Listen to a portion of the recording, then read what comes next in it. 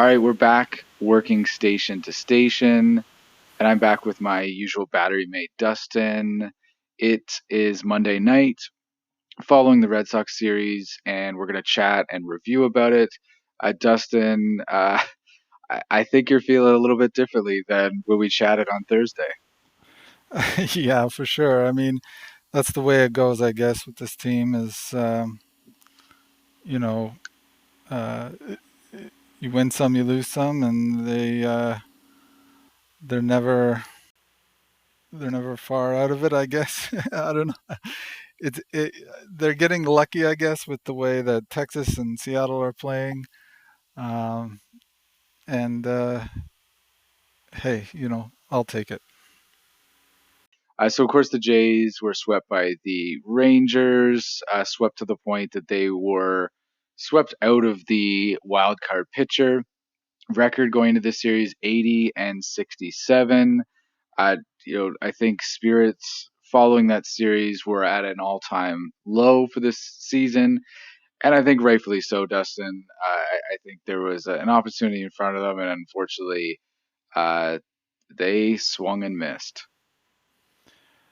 Yeah, I mean that we talked all week ahead of it and many weeks before, about how the Rangers series was shaping up to be a critical moment, and it was, and they just flopped.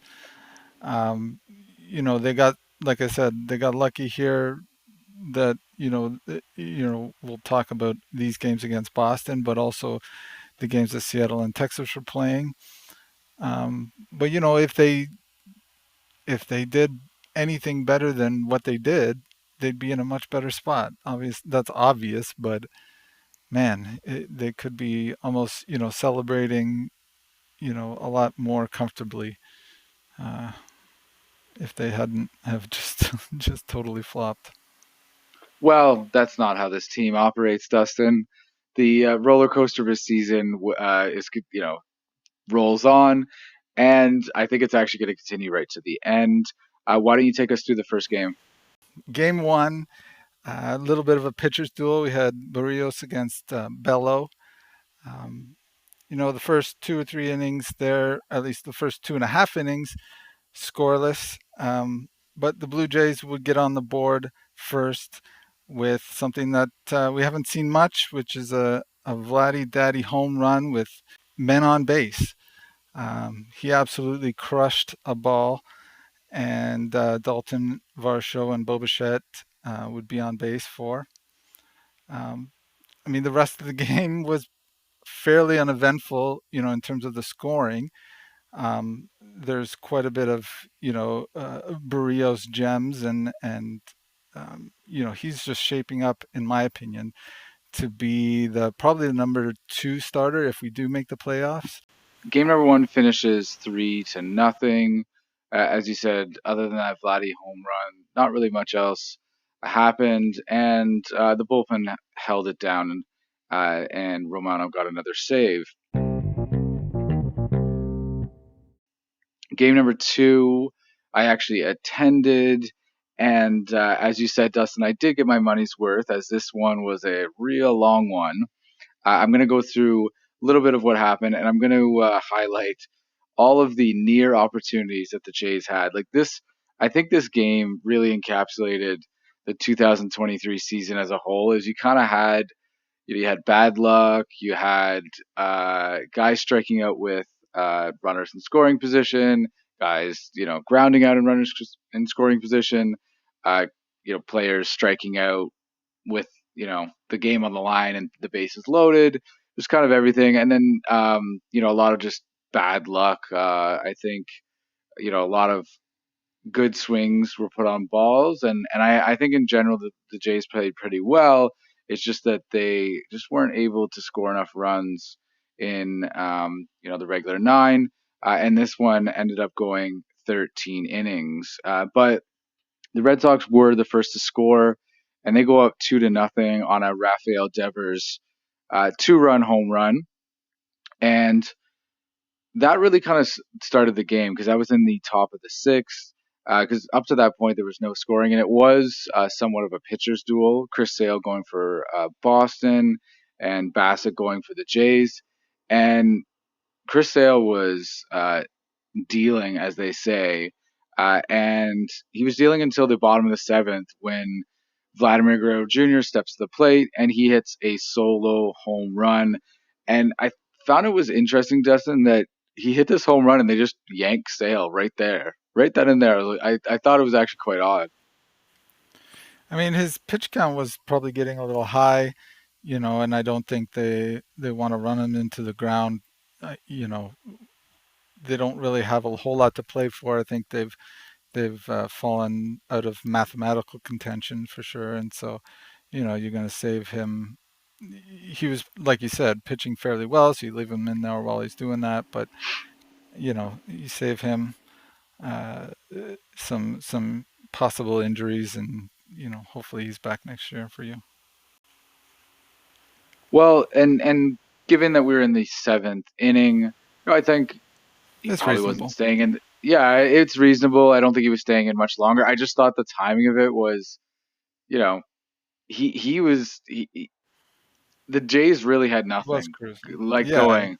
They had, and so do you know what I mean? Like when you have a pitcher that it just has everyone total like the every I don't think any I think Kirk was the only one to get any sort of good contact, and we'll talk about Kirk's contribution in a little bit. But he was the only one to get a hit. Everybody else was he was disrupting their timing. They really could not do anything against him. But following that Vladimir Guerrero home run in the bottom of the seventh, so it's 2-1 at this point for the Red Sox. The game ends up going all the way to the bottom of the ninth, and the Jays end up tying it on a Dalton Varsho RBI triple, uh, where Kevin Biggio scored. Kevin Biggio got on base with a single, advanced on a wild pitch, and then ended up scoring. Now, Varsho's on third, and George Springer comes to the plate, and Jay's highest paid player, and there is an opportunity to win the game right there, and unfortunately, Springer is not successful, and he grounds out on that play. George Springer, in somewhat contrast to Vladimir Guerrero, did not have a good series, unfortunately, but I'm sure he'll come back in the next series against the Yankees. But I did want to highlight a few innings here where the Jays really had opportunities, and you could really sense. I don't know if there was frustration. It was more anticipation in the stadium because I think once Vladimir Guerrero hit that home run, people were excited and getting into it. But right. bottom of the eighth, first and second, one out. They don't score any runs. Following the Jays tying the game. Bottom of the tenth, they have bases loaded with two outs. Uh, Top of the 12th, the Red Sox score a run. So, you're thinking, uh, all of this good play because I think throughout the game the Jays played quite well, and it looks like it's going to be all for naught. But the bottom of the 12th, the Jays come back and tie the game on a Bo RBI sac fly, which Varsho scores on. Thankfully, the Jays bullpen holds out again in the 13th, and Whit Merrifield, he actually makes up for a brutal strikeout earlier in the game with the bases loaded, and he gets an infield single in which Vladimir Guerrero scores on. The Jays win the game and walk it off against the Red Sox.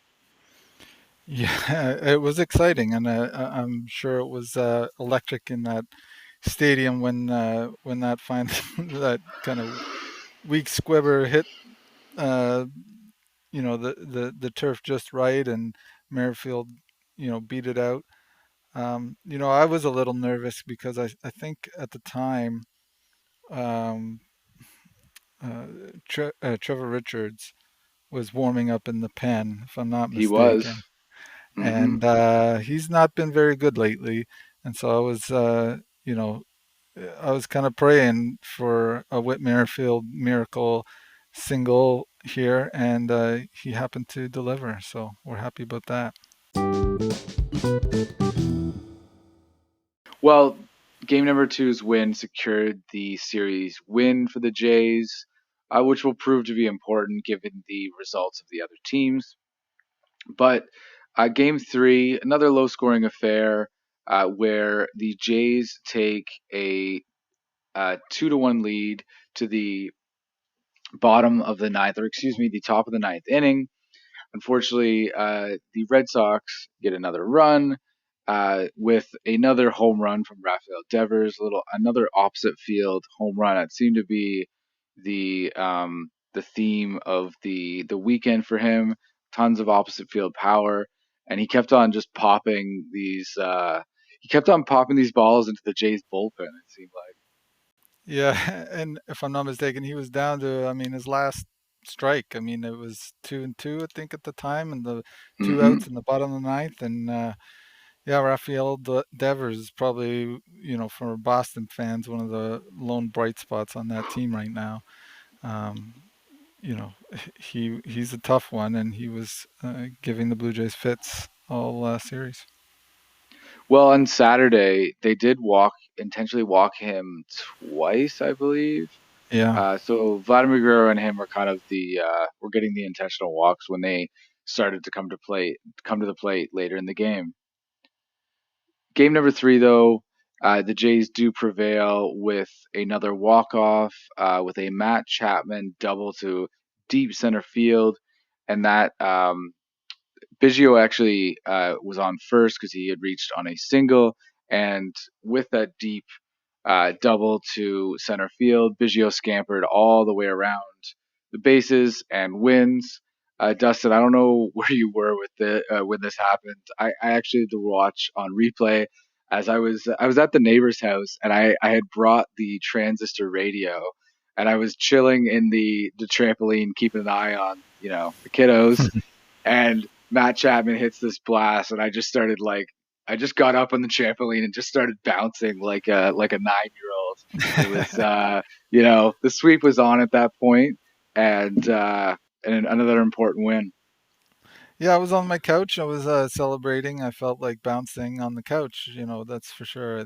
Uh, I think Chapman hit it, and it was, I don't know if I've been sort of trained with some of the kind of warning track power that the Blue Jays have had recently, but I just saw it off the back and I was like, "Ah, it looks like it's hit hard, but I don't know."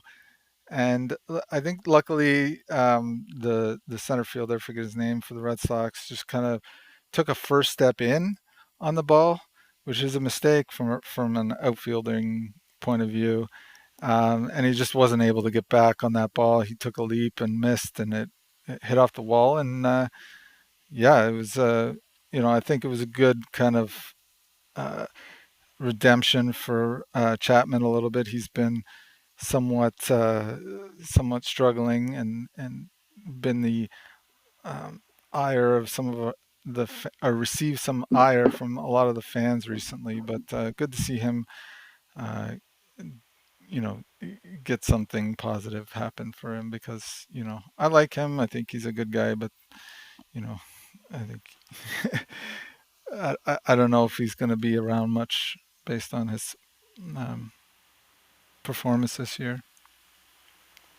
Well, it was definitely nice to see him contribute. I believe he had 2 hits in that final game.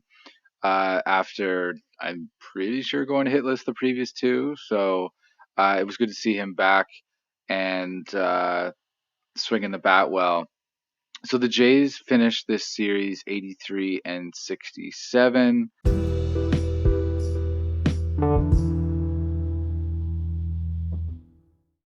Let's move into some scoreboard watching.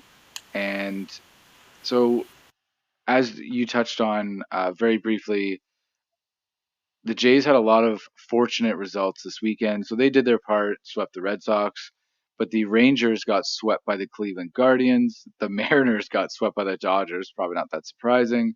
And the Houston Astros lost the series 2-1 to the Kansas City Royals. So the Jays, following this series, to all of our amazement and surprise, are back in the second wildcard spot.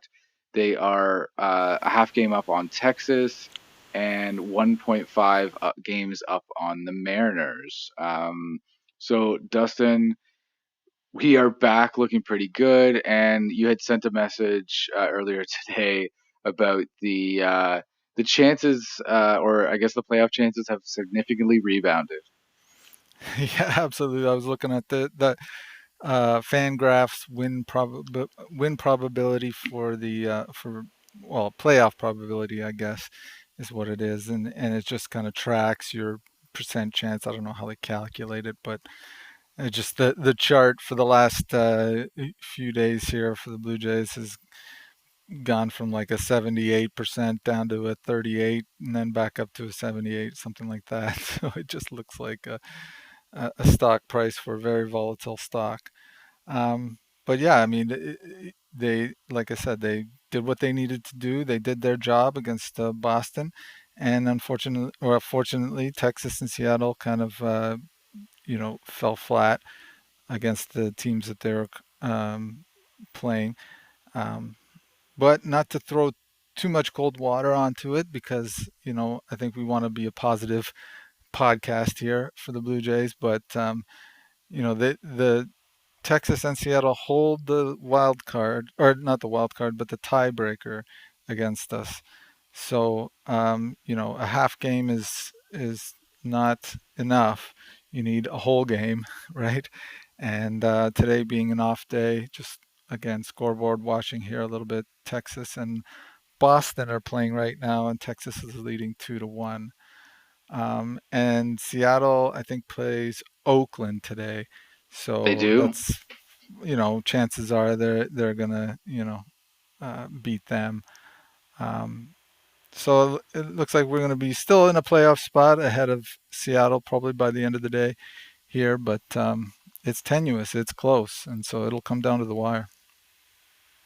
Well, I definitely think it's going to come down to the wire. I'm going to do a little September records update here. So the Jays are 10-6 in September. Keep in mind they were swept 4 games, so that record could have been even better if they would have Yeah. salvaged anything from that series. But the Rangers are 7-10, the Mariners are 6-10, and the Houston cheating Astros are 7-8. So uh, none of these, I don't know, these teams, none of them seem to be playing very well. Um, Dustin, I'm gonna kind of pick out some stuff, and I wrote down all of these teams' future schedules. But I have this, like, not theory, but the Jays seem to be good enough to allow other, like, if other teams are going to basically not do their part, the Jays are seem to be good enough that they will take advantage of opportunities, but they don't seem to be good enough to kind of like when the pressure is on and the opportunity is right in front of them. They don't seem to be quite good enough to like grasp that with two hands, but they seem to be good enough to kind of just you know keep plodding along and taking advantage of other teams' mistakes. Yeah, I think you're right about that. That's probably a good observation. I think they're able to take advantage of, yeah, missteps and mistakes and bad teams. Um, but when they're challenged and when they really need that somebody to put them on their back, they nobody's taken that opportunity. Certain guys have been here and there, that guy in the moment occasionally. Matt Chapman in the last game, and Vladdy in the last two before that. But we need somebody that just is the guy, and it's got to be Vladdy. I was saying in the group chat that we have with some buds of ours that Vladdy's got to put this team on his back and carry us into the playoffs. I think he's the guy that needs to do that. That's what he's here for. Um, and he's showing some possibility. I think he can do that. He just needs to figure it out. Dustin, I'm gonna ask you a question. Do you think if he does put the team on his back and lead them to the playoffs, do you think there's some form of redemption for him on his 2023 season? I think absolutely. I think that would be a story for the ages. If you know, we'll be talking about it forever. If he kind of rides us into ALCS or World Series kind of contention, and he's hitting. He ends the season with like 30 home runs. What do you have now? Like 25 or something? Like if he ends the series with a lot of home runs, and he's just you know putting guys to sleep, and and putting boots on necks, as it were. um yeah, it's definitely redemption for him. Well, Vladimir Guerrero Jr. definitely had a boss series. I'm just going to go quickly through his, uh, I guess, output. So game Mm. one, 2 for 4, 1 home run, 3 RBIs. Game two, I think, pretty much was his line in this game is what I want from him and from my big stick in the lineups. He's 2 for 3, 3 walks, 1 RBI, and 1 home run. So he got on base, he got hits, he got a home run. Like, he kind of showed really everything you want from that particular player. I think one of the things, obviously his hitting, is nice to see, but being patient enough to grab some walks, and he does walk more than say Bo Bichette, but I don't know. It's a sign. It's a sign that he's not swinging at as many bad pitches, and so I'm hoping his head is in the right place. For the last few games of the season. Yeah, honestly, I think I know we've talked a little bit about maybe doing a Vladimir Guerrero deep dive in the off season, something like that. I think his youth is showing a little bit on some things. um you know I think he recognizes, I'm sure as much as anybody, that he needs to be that guy that I was talking about, right? And that's probably a lot of pressure for someone, uh, who's, I think, 24 years old. And, yeah, he's been in the league 5 years, but I think we forget how young he is. I mean, he's younger than Davis Schneider, right? Ernie He's Clement, he's the who, youngest player on the team, Dustin. yeah, absolutely, right? So, like, I think we forget about that. He just seems so much older because we've seen him so much longer. I mean, that game, the second game you were at, and although he ended up scoring in that 13th inning, I think there was a little bit of a base running gaff that he did. Um, I think it was like a long fly ball. He was on second. Um, I forget who hit it, but Well, big. so okay, no, I know what you're talking about, and I Yeah, at the time I he thought should a have little bit tagged of the up. same. Yeah, you know what though? The way that it was hit, the way that it was hit, I think you need to be in a position to. I don't think you need, because by going back to the Mm, base, you wouldn't be like, if it fell, you probably don't score. Do you know what I mean? And so I think you need to be in a yeah, position to take advantage of that. And so I thought the very same at the time. Why didn't he tag up? And then I thought about it again, and I looked at it, and I think, yeah, I don't that would have been I think that would have been a little conservative for my liking. And to be honest, let's be honest, not very Vladimir Guerrero. yeah. I mean, I don't know. I saw a clip of it. I think somebody, Jamie Campbell or somebody, was talking about it on the broadcast after the game. And if I can find the clip, maybe I'll send it to you, because there's, basically they were saying he should have known to tag up there. That's a line drive to the center field. You got to know that that's likely to get caught. And there's a sort of a shot of like Davis Schneider, who was on first, who was tagging up on that play, and he kind of, you see David Schneider's kind of cocks his head and kind of like, because it seems like he knew Vladimir should have tagged up on that play. But I don't know. You might be Well, right. Well, Dustin, no, and listen, I will gladly, like, if David Schneider was uh tagging up, it's Vladdy probably should have been tagging too. Now, Right. um, I I did send you guys a message that Mhm. in the 13th inning it was like Vladimir Guerrero is is the base runner on second base, and I sent you the eyeballs because this is, Yeah, he's, yeah, he can get a little adventurous out there. And so the fact that at that time when that happened, I wasn't terribly surprised, uh, because, Vladdy does get excited, right? And right. it all worked out in the end, obviously. But Yeah, he eventually yeah, ends up on third, right? And he's able to score, and we're all, happy about it. for sure. Now, before we move on, I do kind of want to highlight. So we have obviously, I guess there's four teams kind of hovering around these wild card spots. We have the Jays, of course. We have the Texas Rangers, Seattle Mariners, and the Astros. So the Jays finish, the series, or excuse me, the season. The upcoming three-game series versus the Yankees away in New York and the Bronx. Then travel to the Trop to face the Rays for a three-game series. They return home for three games against the Yankees, and then uh, almost like a it's almost like a reflection of itself. They have a three-game series at home versus the Rays to finish it out. They have a couple off days thrown in there as well. One being today, one next Monday. Texas, they have Boston, Seattle, the Angels, and Seattle again. Um, it's Seattle. That'll be an interesting set of series to watch. I think we'll have eyes glued on both of those series because yeah, Seattle and Texas, like let's hope that one of them. I don't know. Maybe something to think about. Like, do we hope?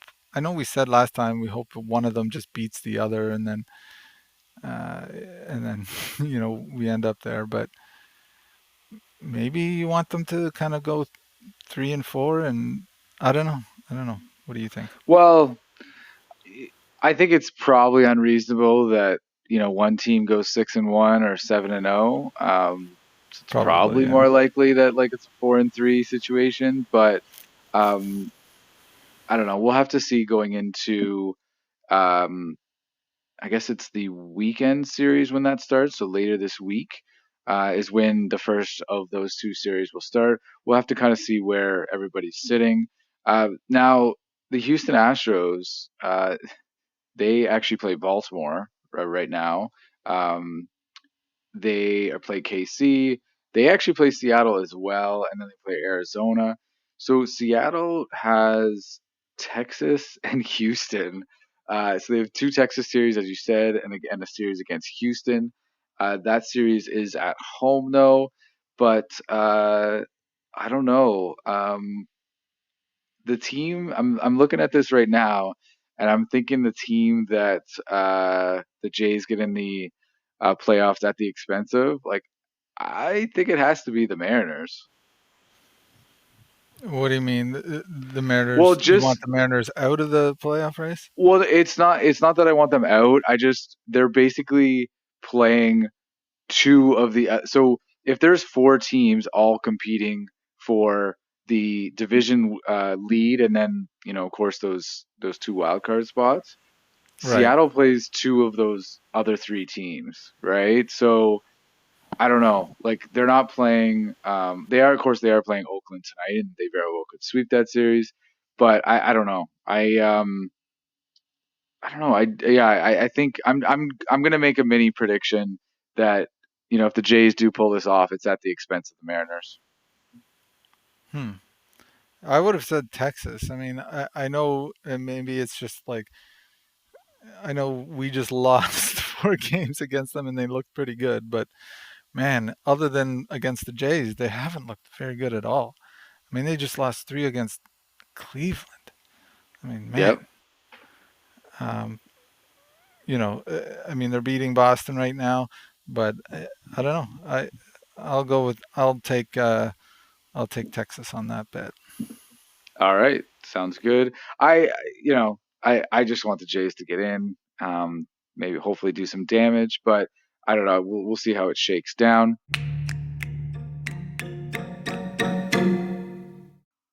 Dustin, one of the other observations that I did make this weekend, Alejandro Kirk, base running errors. Now, our colleague Rob is he's definitely not the president of the Alejandro Kirk fan club, to say the least. But Alejandro Kirk, I don't, I struggle with this a little bit because I want to like Alejandro Kirk, but he can't afford to have base running errors and running into outs. Like he's not very a fleet of foot, Right. and him making mistakes on the bases it just compounds the poor season that he's already having. Yeah, I think he's got to know himself. I mean, I think there was I forget when it was, but he hit a double, or at least anyone else Yeah, would have been a double. And I even said, like, he's making the turn at first. I'm like, no, you're not going. You're not going to make it. And he gets gunned down. It's yeah, he's got to know himself. He's got to know what he can do. Um, if it's station to station, that's what it is. But you know, man, I agree. We can't afford at this time to make those kind of bad decisions. well, so this series there's two you know specific um scenarios which took place. So he did, now saying that, he did actually have a double on the weekend, but I think it was a little bit of a different play where I think it went into the corner and it kind of kicked off the wall, Hmm. which kind of gave him a little bit more time.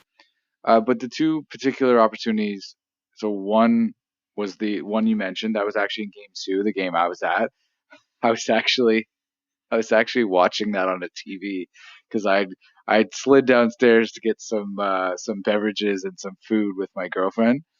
But so I had stopped while she was looking for food, and I was like, yelling at the big screen that they have kind of in the concourse there, Right. and that seemed to be not a very good uh, decision. The other one was in game number one. He does hit a double, as I said. He's on second base, and he runs himself into an out at third base, and it Hmm. was just a ground out, and it it was just kind of one of those brain farts. I think like it's like, why did you do that? Right. Um, it it just didn't seem to make any sense, and the commentators right away were like, why, like what's going, like it just generally, if a ball is hit to, I guess, the second base first base side and you're at second, generally you can advance to third. Probably not Alejandro Kirk with his speed, but Hmm. that wasn't even, I don't think that ball was even hit to that side of the field. Like it was hit towards the middle, kind of on the shortstop side, and a quick, like it was a very routine play was made. So you know Jeez. Alejandro Kirk, I think the spotlight is on him because Danny Jansen is of course injured and out for the season. But this is we have, based on his play last year, we have to expect more from him.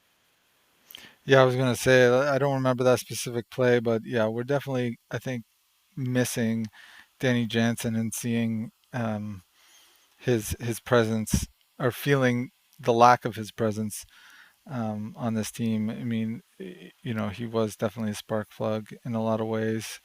Um, One funny thing, I think he's been sitting in the dugout there. His hands all bandaged up, and it doesn't look good. So hopefully we can see him in the playoffs if they make a deep run. But he was, I think, uh, George Springer was, having a little bit of a rough stretch, and they showed on the broadcast Danny Jansen like whispering to George Springer's bat. I don't know what he's telling it, but he's trying to motivate the bat to get a hit. And then the next at bat, Springer does get a single. So that was fun. So yeah, I think we miss him, and both on and off the field. Well, as I said, I think based on last season, Alejandro Kirk has the abilities, but I think he just needs to be a bit smarter about when he's out there. And I think Vladdy's guilty of this too, where he'll try to stretch singles into doubles or just get a Yeah. little overly ambitious on the base pass, but uh, not the time of the year that we need to be running into outs. No, I think they need to be a little more disciplined, especially this time of year. I mean, and that was what I thought this team was supposed to be kind of focusing is on the fundamentals and on the getting those little gaffes sort of tightened up. But I think they're just as likely to run into that as anyone else.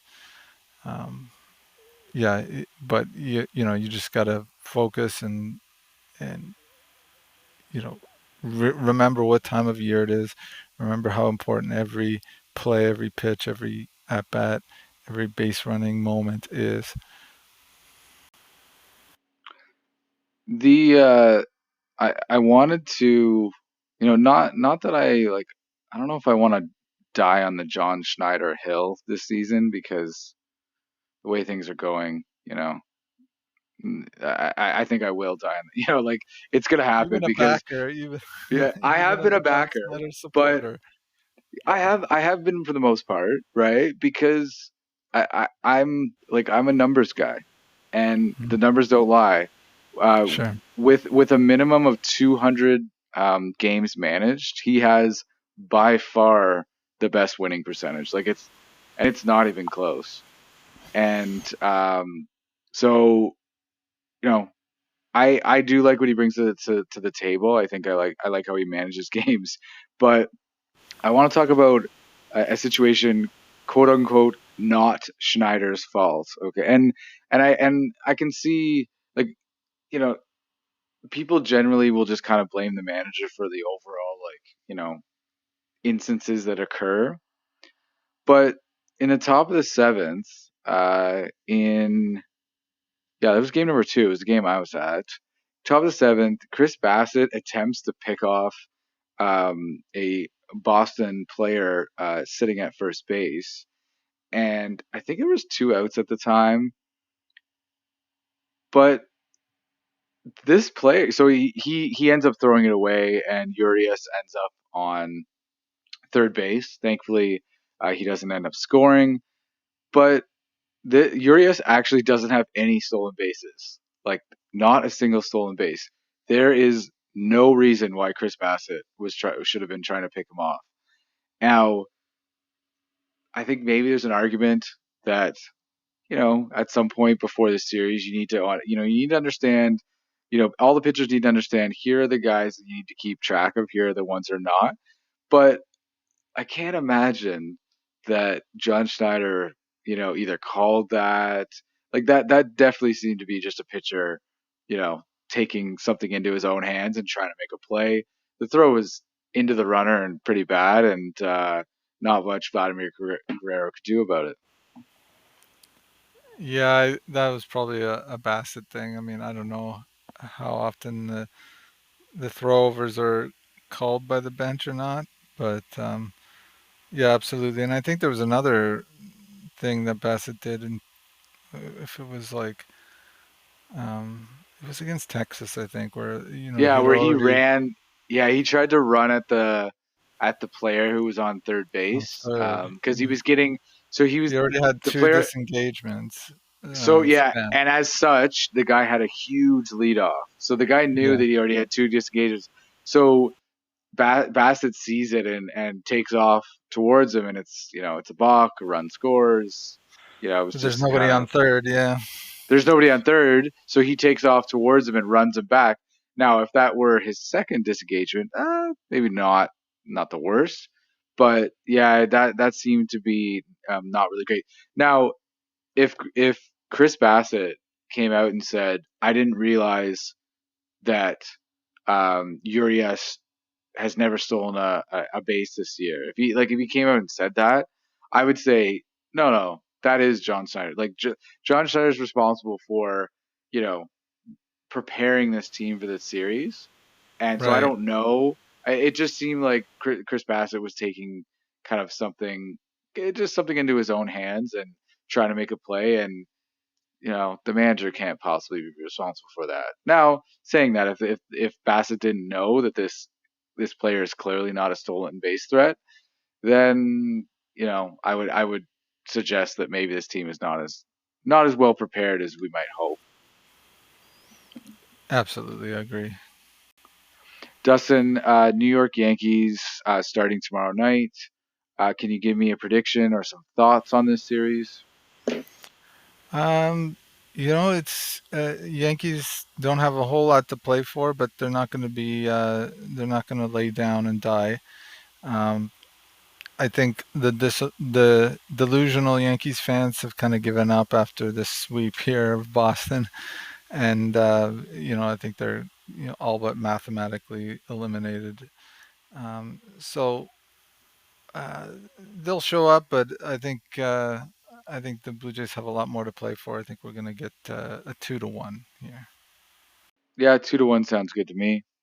Um, I, you know what? I'm gonna go with a sweep. Let's do this.